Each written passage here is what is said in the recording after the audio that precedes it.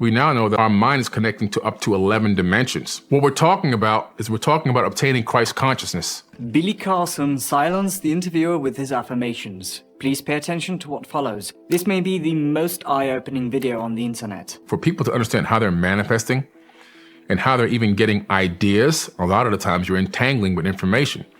If you go into a laboratory and you take two particles and you use a laser with something called parabolic down conversion, you can get those particles on the same frequency.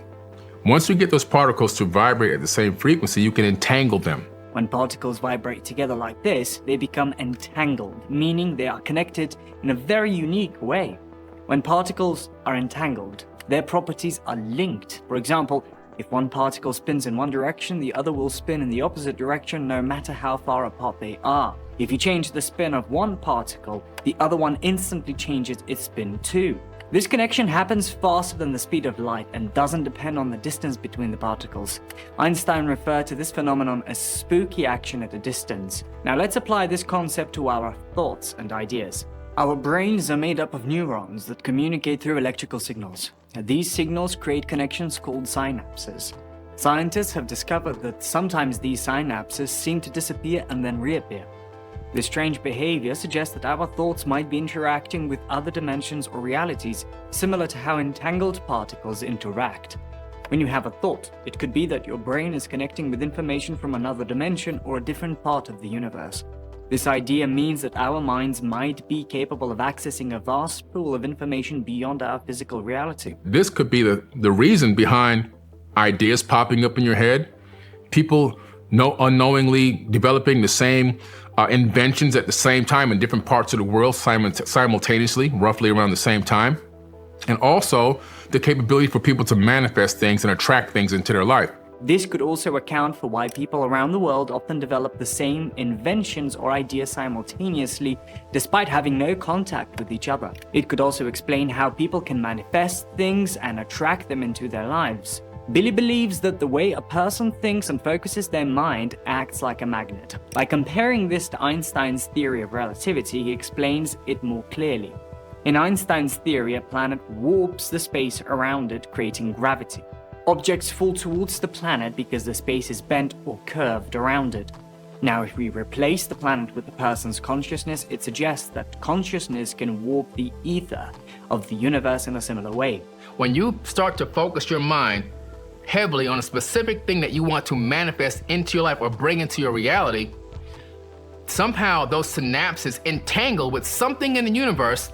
Then the universe says, send this his way, send this her way, and it begins to fall toward you. Billy believes that this process of things falling towards a person begins with a form of entanglement. When someone focuses their mind intensely on something they wish to manifest in their life, their neural synapses might entangle with something in the universe. This entanglement then acts as a signal, prompting the universe to send that desired thing their way. It's as if the universe responds to the focused energy by aligning events and opportunities to bring that desired outcome closer to the person. This idea suggests that our thoughts have a tangible effect on our reality. By focusing our conscious energy on specific goals or desires, we can attract those things into our lives, similar to how a planet's gravity attracts objects. The entanglement of our thoughts with the universe might be the mechanism through which this attraction happens, causing the universe to respond and bring the focused desires to fruition. We now know that our mind is connecting to up to 11 dimensions. So as you're focusing on things, you can even be connecting to information in higher dimensions. When we focus on something, we might be accessing information from these higher dimensions. This could explain why some physics and mystics, such as Edgar Cayce, were able to tap into information to provide cures for illnesses. Cayce claimed he could send his mind out into the universe to retrieve answers because the answers already exist out there. The idea is that we all entangle with information throughout the universe, but we often don't recognize or understand it. Some individuals who seem to have special abilities might be better at discerning and utilizing this information as it comes to them. They can analyze it and apply it effectively, which appears as if they have extraordinary capabilities. This perspective suggests that everyone has the potential to connect with universal information, but it requires a certain level of awareness and focus to harness it. It is thought that we all had these abilities at a high level in the past. If you look into ancient texts and the fossil records, you'll find evidence of early humans with larger jawbones and much bigger skulls, which indicates bigger brains. These early humans, who existed before Homo sapiens, were likely very sophisticated and possessed natural abilities such as telekinesis, telepathy, psychic abilities, and the ability to sense the Earth's magnetic field. We all have these abilities natural. All of that was built into us and still is.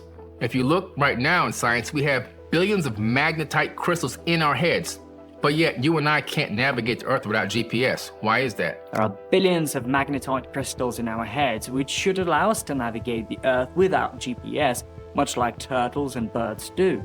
However, most people today are unaware of this ability. Experiments have shown that these crystals in our brains still track the Earth's magnetic field, but we have lost our conscious awareness of this capability. We have a lot of junk DNA. I don't believe it's junk. I believe that DNA used to be connected, and that now it's been disconnected by some artificial force, which has disconnected us from a lot of our natural, everyday, birthright-given abilities. Scientists refer to junk DNA as the extra DNA in our bodies that they don't know the purpose of. They think it's just there without any function, lying around unused. However, I believe that this DNA is supposed to be connected and active. DNA is known to be a storage medium of information. For instance, a scientist named George Church took a book including multimedia content and encoded it into DNA. He then retrieved it back from the DNA, converting it back into its original form on a computer. He managed to replicate the book 80 billion times and store all of that data in just one drop of DNA. This essentially created a working DNA hard drive, capable of storing an immense amount of information. You can store immense amount of information. They estimate that one human body can store 13.5 billion years of data. Wow. And how old is the universe? I have no idea. 13.5 billion years. This means that everything that has happened since the beginning of time could theoretically be stored within our bodies and minds. We can think of ourselves as a walking universal library. Our existence allows the universe to experience and understand the third dimension. Through quantum entanglement, everything is connected. The separation and distance we perceive are illusions. Although it seems we're sitting in separate chairs with space between us, on an atomic level, we're all part of an interconnected energetic grid. At the quantum level, we're still in the same position, which is the original position. The universe is constructed as a holographic matrix, a pattern of light indicating a sophisticated design rather than taking away from the idea of a creator. Quantum physicists have discovered that humans and everything else in the universe exists both as waves of light and as solid matter. They captured the transformation of a wave into solid matter using a special camera. This discovery, known as wave-particle duality, shows that everything in the universe first exists as waves of light. When a conscious observer interacts with it, it collapses into solid matter. To understand this, imagine that your house, when not observed, exists as a wave of potential. It becomes a solid structure when someone looks at it. The house's specific atomic construction gives it a particular frequency, ensuring it appears the same to anyone observing it. But until observed, it's just a wave of possibilities. Quantum physicists will tell you that a human being exists both as a wave of light and also solid matter. And they got the first image of a wave converting into solid matter on a special type of camera. This is in physics.org. So in wave-particle duality, they discovered that everything in the entire universe exists first as waves of light until a conscious observer interacts with it, and then it collapses. This concept is supported by the double-slit experiment, which has shown that the act of observation collapses waves of light into solid matter. Let me explain this in simpler terms. In the double-slit experiment, scientists wanted to see how particles like electrons behave when they're shot through two narrow openings or slits onto a wall behind them. They expected to see individual dots on the wall where each electron hit. However, instead of seeing a pattern of dots, they observed a wave-like pattern, which was confusing because they were shooting single electrons, not waves. To investigate further, they placed the camera inside the box to watch what was happening. Surprisingly, when the electrons realized they were being watched, they stopped behaving like waves and started hitting the wall in single spots, forming the expected dot pattern. When the camera was removed, the wave pattern reappeared. This suggests that electrons somehow knew they were being observed and changed their behavior accordingly. This led to the idea that electrons, and therefore all atoms, which are made of electrons, have some form of consciousness or awareness. Since everything is made of atoms, this means everything in the universe, from the chair you sit on to the clothes you wear, has a level of consciousness. Regarding what holds us together, it's the forces between atoms, primarily the electromagnetic force that keep the atoms in your body and all other objects connected and structured in a particular way. These forces are incredibly strong at the microscopic level, which is why physical objects, including our bodies, hold together and maintain their form. You don't touch anything. So I may look like I'm touching this chair right now, right? I'm not actually touching the chair. You actually never touch anything. The repulsion of the electromagnetic frequency orbiting the electrons and atoms in my hand are repelling the ones inside the chair, creating a repulsive force, not allowing my hand to pass through the chair, because honestly, atoms are 99.999% empty space. And so what that means is atoms are mostly empty. There's nothing there. The only thing we have is these electromagnetic fields that give us the illusion of separation and solidity. So when you touch something, it's actually the electromagnetic fields interacting, not the physical atoms touching each other. And so if I can obtain the atomic frequency of the vibration of the atoms in this chair and make my hand match that frequency, I would pass my hand right through the chair like it didn't even exist. So there's probably people, beings, maybe on other planets or maybe even here now, that have learned this technique. We're gonna match the frequency of this wall and just walk right through. Imagine a military that puts on a special suit that can match the frequency of a solid concrete wall and walk right through the wall. It's gonna look like magic. It's just technology, you see? They understand how to match frequencies. If you took all 8 billion people on Earth and removed the empty space in their atoms, you could fit everyone into a space the size of a sugar cube. This highlights how much of what we perceive as solid matter is actually empty space. Our consciousness, the essence of who we are, doesn't originate in our brain. Instead, it exists in a higher dimension and inhabits our physical bodies or avatars here in the third dimension. This consciousness comes to us through an invisible beam of light, connecting our higher selves to our physical existence. Our consciousness inhabits our physical body, which can be thought of as an avatar. It's important to understand that our body doesn't create our consciousness. Instead, it downloads it. This downloading is facilitated by specific structures in our brain, particularly 3 giant neurons that wrap around the inside of the skull like a crown of thorns, which is an interesting metaphor since it resembles the imagery of a crown of thorns. Everyone essentially has this crown of thorns inside their head. Additionally, we have the neocortex at the front of our brain, responsible for spatial and higher reasoning. Together with magnetite crystals in our brain, these elements harness and maintain the frequency that makes up our unique identity, allowing us to experience life through this physical form. This avatar body serves as our temporary vessel until it eventually wears out due to entropy, at which point our spirit energy is released back into the source to be recycled and used again. Understanding this concept highlights that we are already eternal beings. When we talk to ourselves, we're actually communicating with our higher self form from a higher dimension. We are all supernatural, eternal beings. A lot of people are trying to fight to become eternal, but we already are eternal. We've already been here for eons and eons. There could be people that you know that look like kids that are ancient. And there also can be people that are older people that are newborn babies spiritually. Could be their first time arriving here in this energy format. You're talking about old souls. Old souls, right. Exactly, old souls. There could be a kid that could be ancient, could be eons old. And there could be a lady that could be 70, that could be brand new. First cycle here. Everything is part of a single, unified consciousness. When we interact with others, we are essentially interacting with different expressions of the same consciousness. This interconnectedness doesn't make us feel small. Rather, it makes us feel part of something incredibly vast and significant. In essence, everything is connected. and we're all part of one universal consciousness. The idea that we share a consciousness is rooted in the concept that all individual experiences are aspects of a single unified consciousness. This perspective suggests that the presence of good and evil in the world is a reflection of this unity. In religious texts such as the Bible, it is stated that God creates both good and evil, representing the balance of yin and yang, positive and negative forces that permeate the entire universe. Although we share a common consciousness, our individual experiences are like different radio stations tuned to various frequencies. Just as you can switch between different radio channels, each person operates on a unique frequency, creating distinct experiences. All these frequencies originate from a single universal source, much like radio station broadcast from one central location, but offer different content.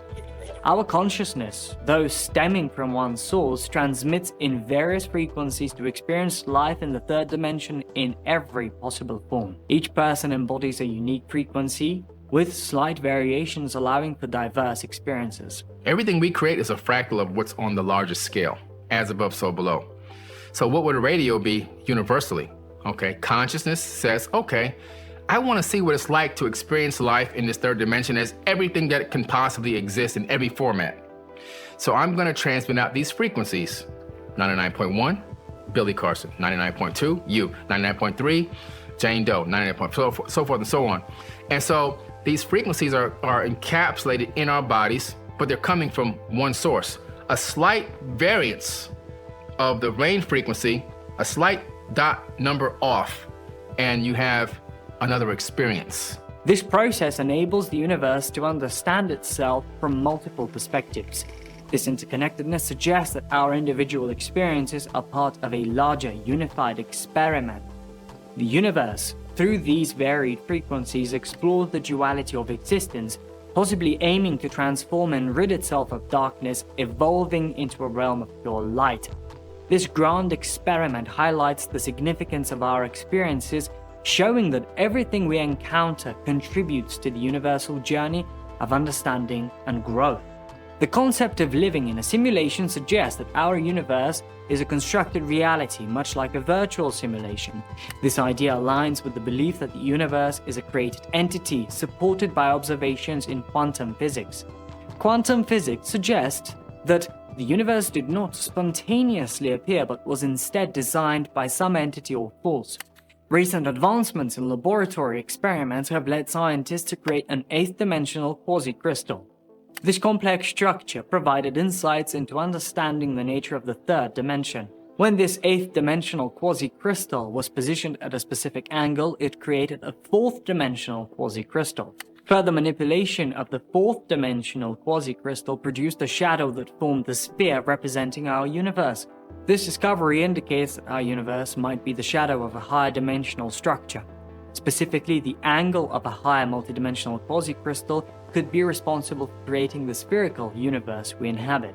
Unlike typical shadows cast by objects blocking light, this is a shadow of light itself, forming a light matrix. The creation of this realm is described as involving advanced spiritual technology, incorporating divine matter, wisdom, and knowledge. But what's interesting about the darkness in this yin and yang, it always seems to be a battle against each other, but in the end, for the most part, the light always seems to win. Even if it takes a long period of time, the cycle happens where the darkness leaves and the light comes in.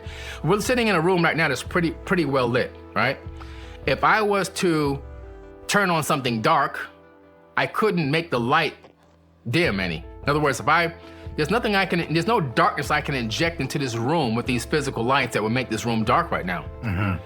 But if I turn all these lights off and just do something as simple as turn on the light on my cell phone, the darkness will flee from that light instantaneously. Billy ties this idea to the concept of obtaining Christ consciousness. He interprets the return of Christ not as the physical return of Jesus, but as the awakening of Christ consciousness within every individual. What we're talking about is obtaining Christ consciousness. I get a little emotional about this because it's so powerful.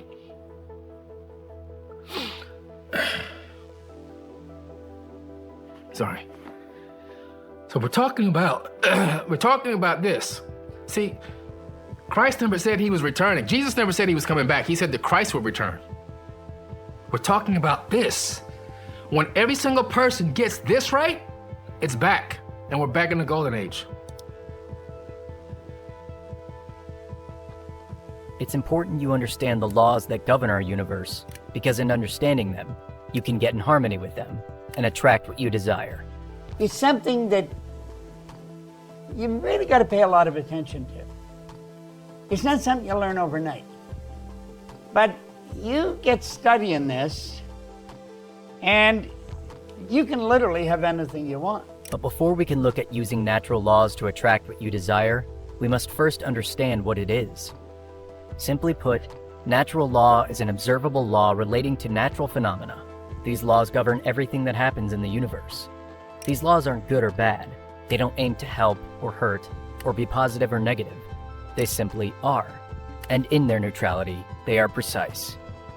The problem is that not many are aware of this. These laws operate in our lives constantly, dictating the results we get. Have you ever had a dream that seems to come true a few days later? Do you get a bad feeling, and what you feared came to pass?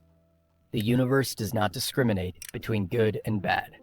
The thoughts you have, whatever they are, will manifest with no regard for impact. The most well-known law of nature is the law of attraction. And you have very likely stumbled upon YouTube videos, Reels, and TikToks teaching you ways to attract what you desire, from money in abundance to your dream house and a soulmate. The law of attraction states that the things you focus on in your life are what you will attract into your life. Here, thoughts are a form of energy. So when you think, "I hope I won't fall sick," the universe doesn't conclude that you don't wish to fall sick. It only picks up on your negativity and fear and returns the same energy back to you. A lot of people just use their imagination for, gosh, I hope this doesn't happen, or I hope that doesn't happen. They're letting it go in the wrong direction. The law of vibration, though, is a little bit different. You see, it's the primary law, and the law of attraction is only the secondary law, because vibration is what leads to attraction. Albert Einstein said, quote, "Everything is energy, and that's all there is to it. Match the frequency of the reality you want, and you cannot help but get that reality. It can be no other way. This is not philosophy, this is physics."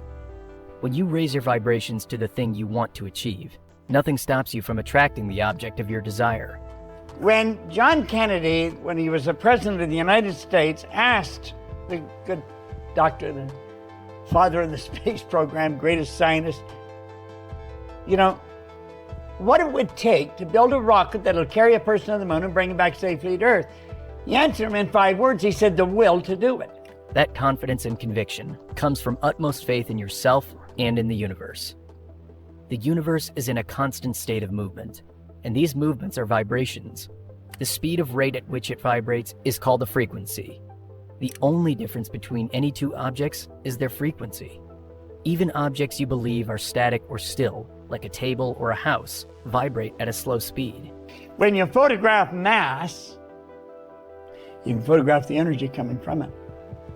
You can photograph a plant, and you'll see there's a vibration coming from the plant. Everything vibrates. A garden rock is vibrating. Everything moves. Nothing rests. Your body, however, vibrates at an extremely high rate, and it impacts more than you know. It starts right in your own mind, right in your own head. Your mind activates brain cells. And when those brain cells are activated, you're impacted. You impact the whole universe. Do you know that thought waves are cosmic waves that penetrate all time and space? Your thoughts and feelings control the vibration of your body. And because that's the case, you also have the power to dictate the frequency you vibrate at. Your feelings or your vibrations will attract people and things to you that are a vibrational match. Simply put, you get what you put out there. If you are a negative person who always focuses on how things can go wrong, you will attract people who are also pessimistic and unwilling to look on the bright side. If you are hardworking and ambitious, you will keep a circle of equally hardworking and ambitious friends. While it is accurate to assume that your thoughts become things, it's more accurate to say that your vibration becomes things. The difference between the law of attraction and the law of vibration is that the former focuses on what you want, while the latter tells you what you have to give in order to receive. We teach you the primary cause of the good that you desire. You take care of the cause, the effect always takes care of itself. So, how can you begin to think and feel differently in order to attract your dream life? Bob Proctor has the answer. Bob Proctor was a Canadian self-help author, best known for this New York Times bestseller, You Were Born Rich, and for his role in The Secret movie. And he doesn't just preach about using the law of vibration to get what you want. Proctor has used these techniques himself to earn a better life. He went from having no purpose or aim in his life to making millions through his business. I had really been struggling my whole life. Never had a half-decent job, had nothing really going for me. And here I am, owning a company that operates in 7 cities, 3 countries. And I thought, how did it happen? According to him, channeling your vibrational energy consciously in the right direction has the incredible potential to create miracles. Therefore, paying attention to your energy, as well as the energy of the people and things that surround you, can help you elevate your vibrations and exist at the same frequency as the things you desire.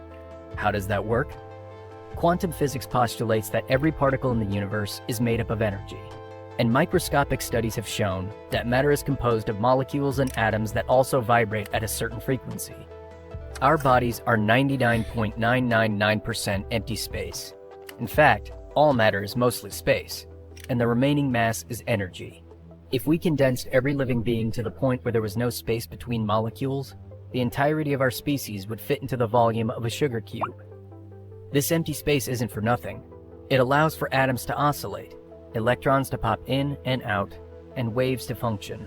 And this is where the quantum world takes place, in the space between mass. A majority of our bodies are made up of quantum particles that we don't fully understand yet. To date, we've really only studied less than 1% of our bodies because we've only focused on the physical part, the part we can see and touch and feel. Because we're physical beings, we understand mass, matter, and atoms quite well because these things operate in a way similar to how we experience our physical reality. However, how can we begin to understand emptiness? We don't see it or feel it, it isn't tangible, and yet it's the most important part of ourselves. And the law of vibration operates in this space, or more precisely, within the oscillations in space that we experience at an atomic level. It's rooted in quantum mysticism, which cites quantum mechanics. The topic is explored more deeply in literature, namely in Fritjof Capra's book, The Tao of Physics, which looks at the parallels between quantum physics and the principles of Eastern mystery. Then came Quantum Healing by Deepak Chopra, which explained the theory of mind and body healing using quantum concepts, followed later by his book, Ageless Body, which discussed healing, reverse aging, and immortality by adopting quantum worldview. Essentially, our bodies are made of information and energy that we can only perceive as solid matter because we never learned any different. But this avenue is less explored. The way the quantum world functions is still largely unknown to us because it's still a very new field. It's still a work in progress in the scientific community and still quite elusive. In the quantum world, you could throw a ball at a wall, and it might reappear behind you and hit you on the head. These electrons are present everywhere and nowhere, all simultaneously, and they can only be perceived as 100% real when there's an observer, and we still don't know why it works that way. The wave-particle duality has been used to explain manifestation, but the truth is that even manifestation experts don't really know how it works. This is why we have no such formula for manifesting. We're in the dark about many things in quantum mysticism, and we look to quantum mechanics for answers, whenever they may come. However, knowing for certain how it works isn't necessary. We can still embark on the journey to increasing our vibrations and attracting a better life. The key is first learning about yourself, because it all comes down to your intuition. Have you ever had a hunch about something? Your head says one thing after weighing the pros and cons, but a certain prickly feeling or voice in your head tells you to go the other way. Or maybe you walked into a room after an argument and felt the heaviness without even seeing the faces of the people present. The law of vibration is closely tied to your intuition and is responsible for those gut feelings you get. Taking a different route to work and missing an accident, taking a day off from the office and your workplace facing a crisis, all of these are examples of how the law of vibration is already operating in your life. You may not recognize it, but it's there. Quantum physicists are currently studying the entanglement of atoms, which happens when atoms share information across large distances. This could explain why you might intuitively know something before it happens to a loved one before a huge disaster. Your atoms could be communicating. This understanding is also responsible for the people you're attracted to. If you've ever met someone you just didn't like, but couldn't quite figure out why, the law of vibration may have been at play. You may not have been a match for their vibration, which is why you felt like getting out of there immediately. On the positive side, this law can also be felt anytime you walk on a beach or go hiking and feel peaceful, loved, and calm. The vibrations of the atoms in the environment around us significantly impact what we feel. Energetically, nature is very strong and has a positive impact on our bodies. So, now that we have understood somewhat how the law of vibration works, how we impact it, and how it impacts us, how can we actually begin raising our vibrations? As Van de Waal taught me, he says it's all in awareness, Bob. He said there's a marvelous inner world that exists within us.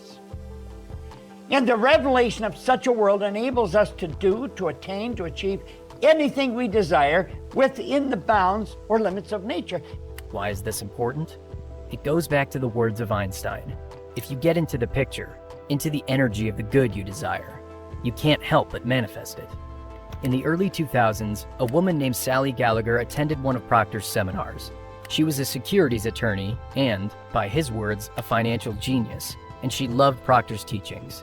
One thing led to another, and Gallagher became Proctor's business partner, which worked out perfectly because Proctor was making money he didn't know how to manage.